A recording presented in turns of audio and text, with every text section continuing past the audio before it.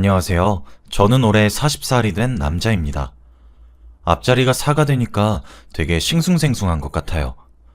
이때까지 살아왔던 과거가 머릿속에서 영화 필름처럼 스쳐 지나가더라고요.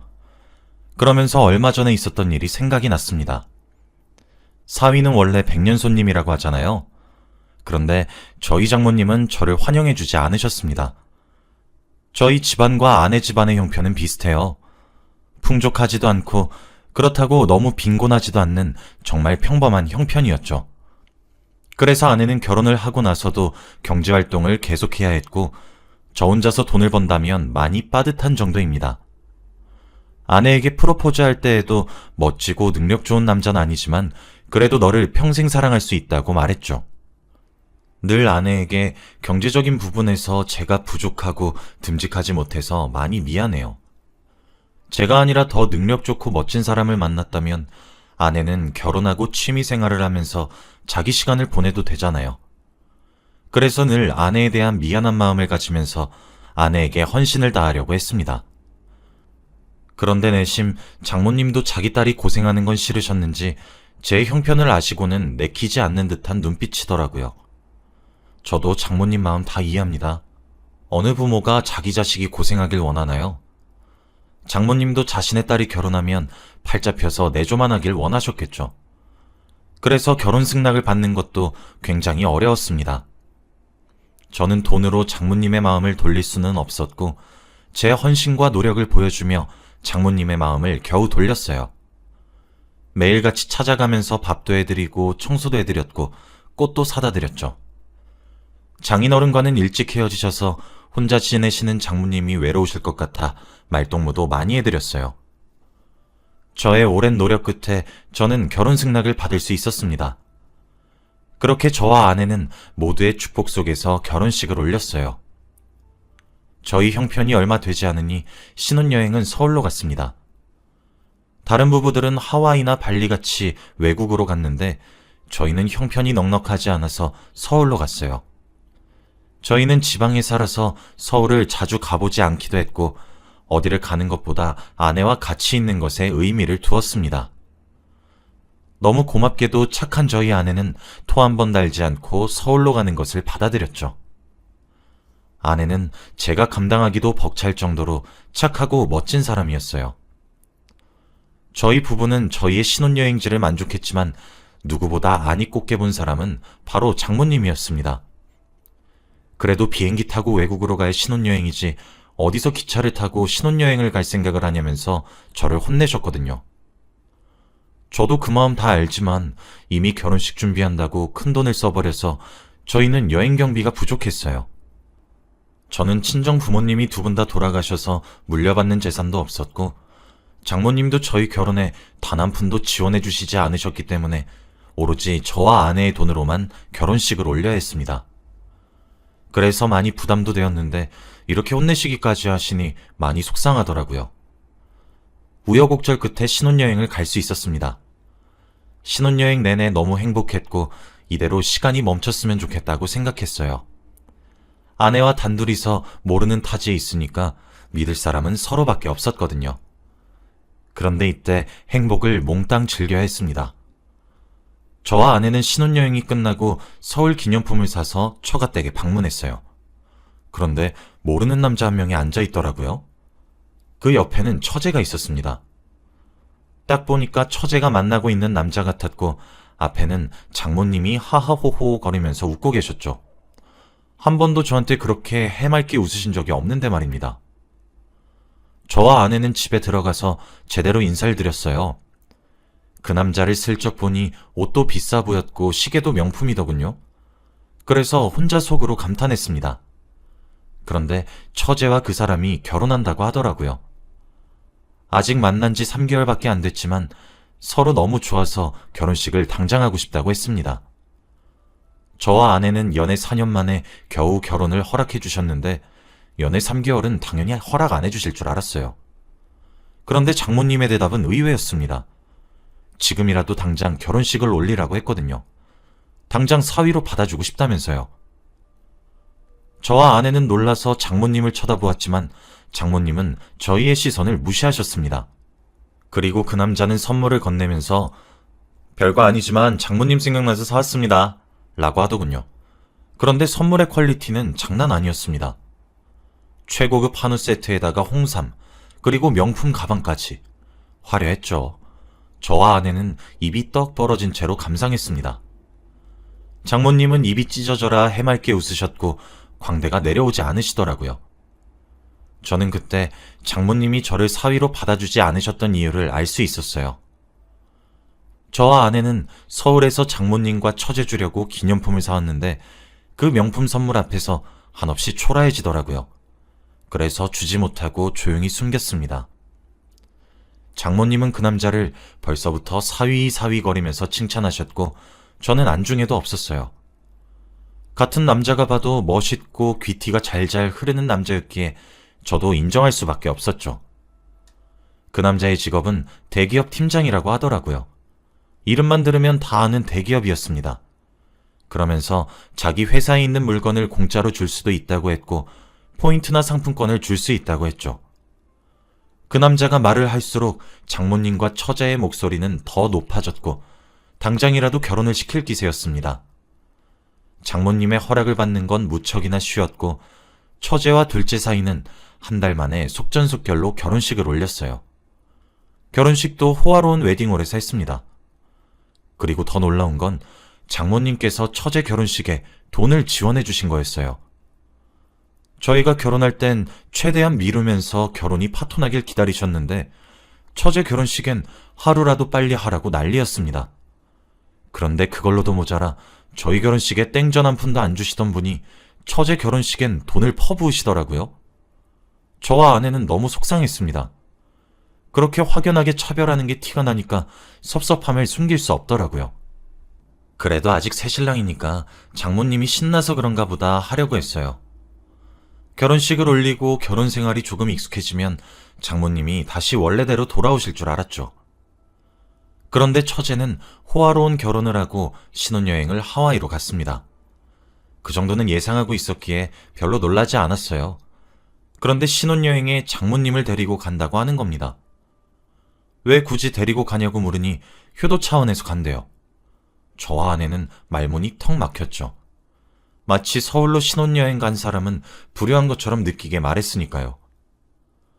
아무튼 장모님은 신혼커플 사이에 끼면 안 된다고는 하셨지만 신이 나셔서는 셋이서 같이 하와이로 떠났어요.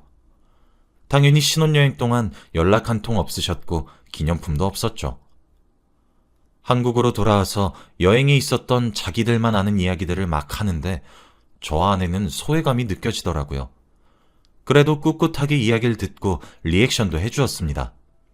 그런데 갑자기 장모님께서 김서방, 지금 저녁 시간인데 식사 준비는 안 하나? 라고 하시더라고요. 당황스럽긴 했지만 그때는 장모님이 저에게 말을 건네주신 것도 감사해서 알겠다고 하고 바로 아내와 같이 저녁 준비를 했어요. 있는 재료로 준비한 저녁 식탁을 차렸는데 시어머니가 마음에 안 드시는 것 같더라고요. 아, 그냥 외식할 걸 그랬나? 우리 장서방이 저번에 먹여준 그 스테이크집 아주 맛있었는데 라고 하셨죠. 섭섭하긴 했지만 내색하지 않았습니다. 그러면서 갑자기 제 밥그릇에 있는 밥을 둘째 사위 밥그릇에 다 올려주시면서 많이 먹어야 일 열심히 하지 라고 하더라고요. 한순간에 저는 제 밥을 뺏겼습니다. 그 밥은 밥솥에 있던 마지막 밥인데 말이죠. 장모님, 그거 제 밥인데. 자넨 그냥 찬밥 먹게. 장모님은 둘째 사위와 저를 보시는 눈빛이 확연히 차이가 났고 저는 찬밥과 아내의 밥을 섞어서 같이 나눠 먹었습니다. 아내가 없었다면 눈물을 흘렸을지도 몰라요. 그리고 장모님의 차별은 여기서 끝나지 않았습니다. 일상 속에서 사소한 차별들도 많이 존재했거든요. 고기 반찬이나 좋은 음식들이 있으면 다 둘째 사위한테 주는 건 일상이었고 남은 것들은 저 주지도 않으시고 바로 버리셨습니다. 그래도 이런 건 제가 먹지 않으면 되니 참을만 했어요. 그런데 제가 정말로 속상했던 날이 있었습니다. 바로 제 생일인데요. 제 생일은 5월 5일 어린이날이라서 조금 특별하고 기억에 잘 남아요. 둘째 사위가 들어오기 전까지는 장모님에게 말씀드리지 않아도 제 생일을 기억하시고는 소소한 선물이라도 저에게 꼭 주셨습니다. 그때도 조만간 제 생일이니 선물은 바라지도 않았고 생일 축하한다는 말 한마디라도 듣고 싶었어요. 그런데 연락 한 통이 없으시더군요. 혹시 까먹으신 건가 하고 아내와 같이 장모님 댁에 방문해서 식사 자리라도 하려고 했는데 장모님 집에 가니 처제 부부가 있더군요. 그러면서 저희가 온 것을 모르는지 제 이야기를 하고 있었습니다. 아휴, 오늘 빨간 날이라서 우리 둘째 사이랑 둘째 딸 볼 수 있어서 너무 좋다. 장모님, 오늘 형님 생신 아니에요? 어린이날이 생신이라고 들었는데. 맞아. 그냥 알아서 보내라고 해. 지금 첫째 부부가 없어서 하는 말인데 난 사실 첫째 사이 마음에 안 든다.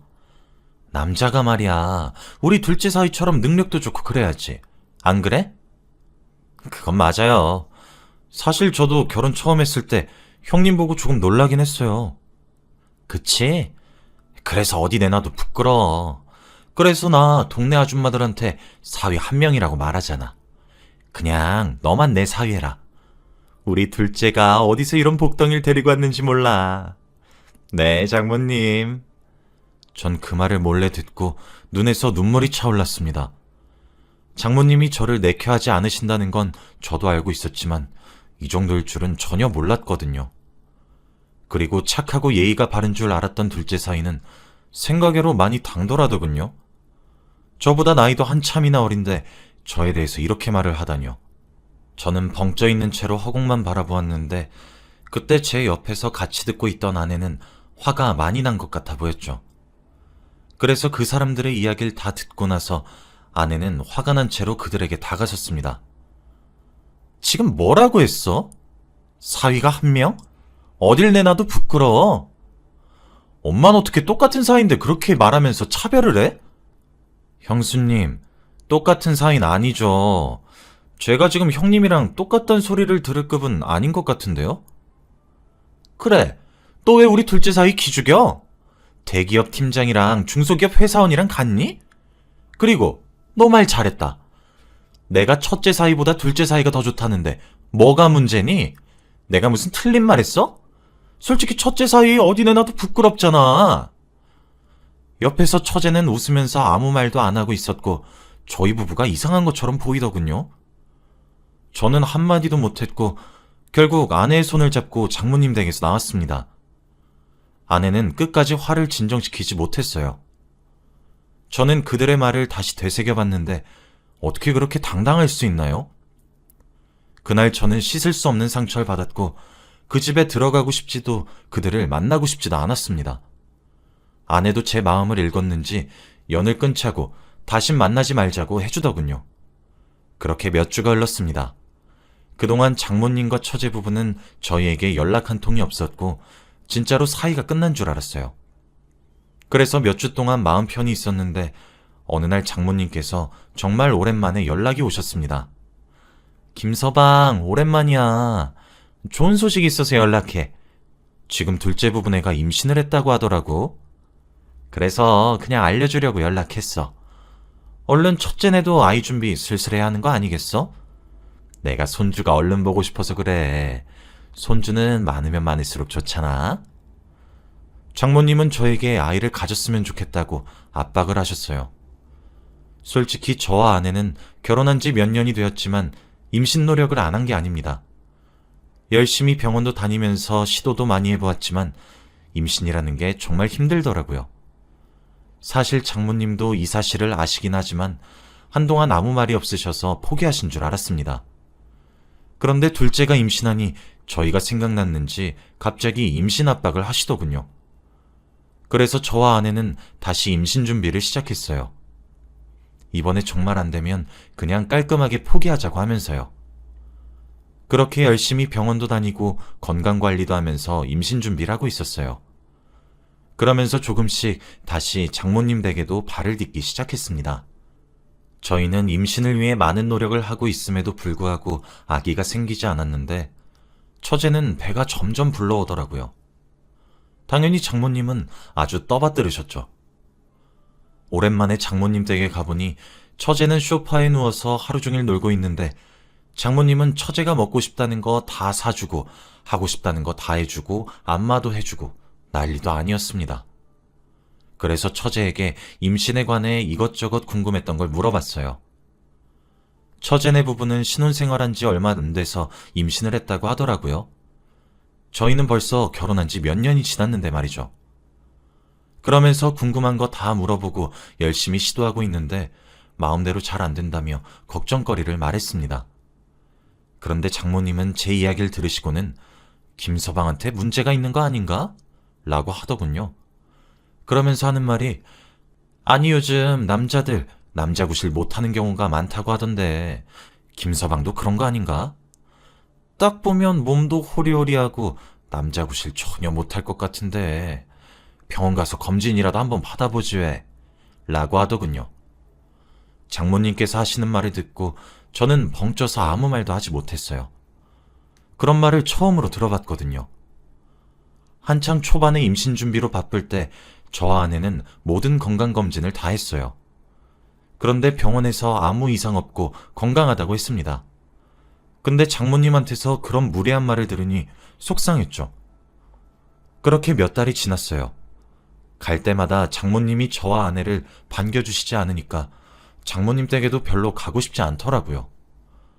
그리고 그동안 기쁜 소식이 생겼는데 드디어 저희 부부한테도 축복이 왔습니다.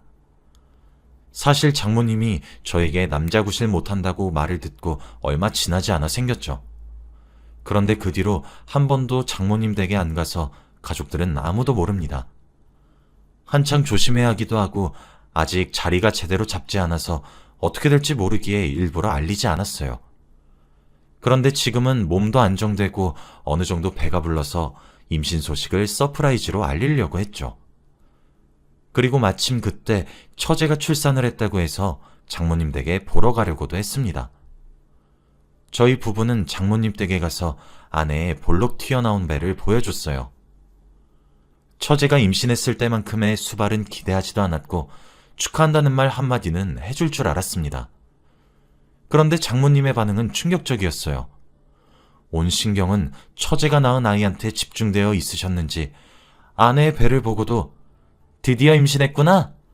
그동안 김서방 남자굿이라는 법 좀 배웠나 보네? 라고 하셨거든요. 그러고는 다시 해맑게 웃으면서 처제가 낳은 아기한테만 온갖 정성을 퍼부으셨습니다. 처제네 부부는 뭘 하든 장모님께 환영받는데 저희는 뭘 하든 환영받지 못한다는 걸 그때 깨달았어요. 저희는 기분이 좋지 않아서 잠깐만 있다가 돌아갔네요.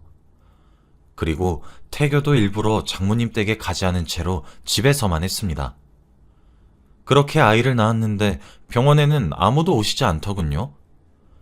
저희 아이는 비록 장모님과 둘째네 부부에게 환영받지 못했지만 괜찮았어요. 저와 아내가 더 큰 사랑을 줄 자신이 있었거든요.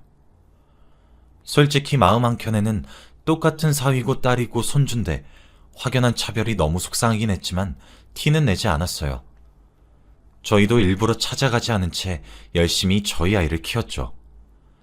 그렇게 한 몇 달이 흐른 것 같아요. 저희는 아이를 키우느라 바빠서 시간이 어떻게 간지 모르겠습니다. 종종 장모님과 처제네 부부가 생각이 나곤 했지만 이 정도로 연락이 없는 거면 정말로 가족의 연을 끊은 거나 마찬가지라고 생각했어요. 그래서 오로지 아내와 우리 아이에게만 집중하려고 했죠. 근데 어느 주말에 모르는 번호로 전화가 오더라고요. 직업 특성상 모르는 번호로 전화가 자주 오는 편이라 당연히 회사 사람인 줄 알고 받았어요.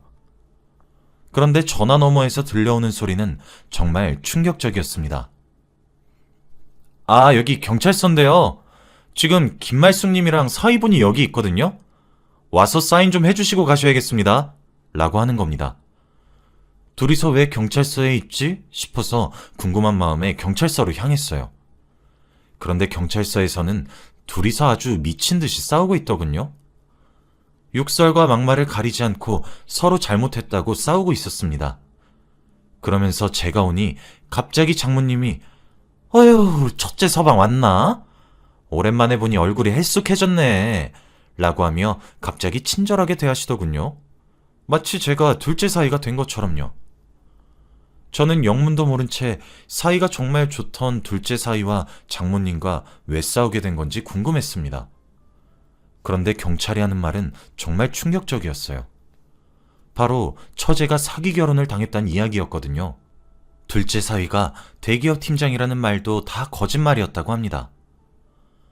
돈이 많았던 이유는 생계 유지를 대출금으로 하고 있어서 그랬다고 해요. 대출금으로 명품도 사고 차도 사고 그랬던 거죠.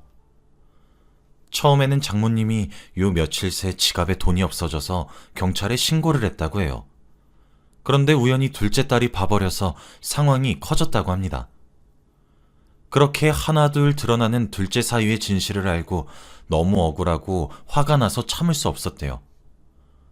저는 솔직히 놀라긴 했지만 조금 통쾌했습니다. 둘째 딸도 그런 사람인 줄 몰랐다고 사기 결혼이라고 하면서 경찰에 바로 신고를 했다더군요. 저는 웃으면서 경찰서에서 사인을 하고 나왔어요. 장모님과 둘째 사위는 여전히 서로 욕하면서 싸우고 있었고요. 저는 싱글벙글 웃으면서 집으로 가 아내에게 모든 사실을 다 말했습니다. 아내는 너무 놀라서 어떡하냐고 걱정했지만 내심 속으로는 통쾌해하는 것 같더군요. 그렇게 저희는 묵은 때를 지운 것 같이 속이 시원해졌습니다. 그런데 얼마 뒤 장모님께서 연락이 오셨어요. 손주가 보고 싶다고 하면서요. 지금 애가 태어난 지 1년이 지나가는데 한 번도 먼저 손주를 보고 싶다고 한 적이 없는 분이 둘째 사위와 그렇게 되니까 저희에게 다가오시더라고요. 사실 예상은 하고 있었지만 이렇게 속이 뻔히 보이는 행동을 하실 줄은 몰랐어요. 저희는 그 연락을 다 무시했고 다시는 장모님을 뵙지 않기로 결정했습니다. 이 결정을 하기 위해 수많은 고민을 했습니다. 그래도 저희는 과거에 받았던 상처가 너무 깊고 진했기 때문에 가족의 연을 끊기로 했죠. 제 이야기는 여기까지입니다. 여러분들도 혹시 가족 내에서 차별 대우를 받고 있으면 깔끔하게 인연을 끊길 바랄게요. 들어주셔서 감사합니다.